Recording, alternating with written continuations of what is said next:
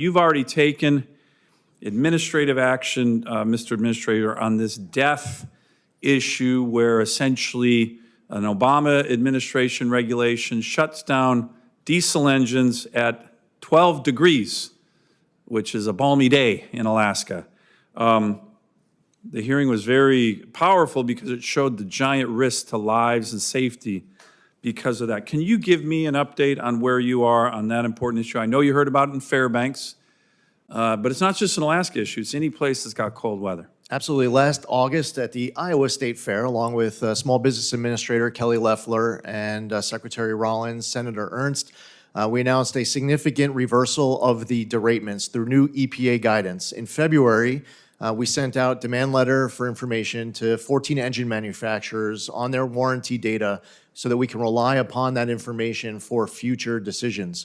We also issued out right to repair guidance so that farmers and others can be repairing their own farm equipment. That's part of this package of DEF actions.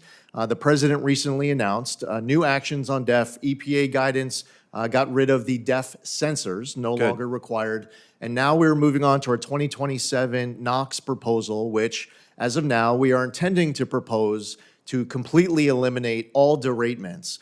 We were heard from the haul truckers of Alaska.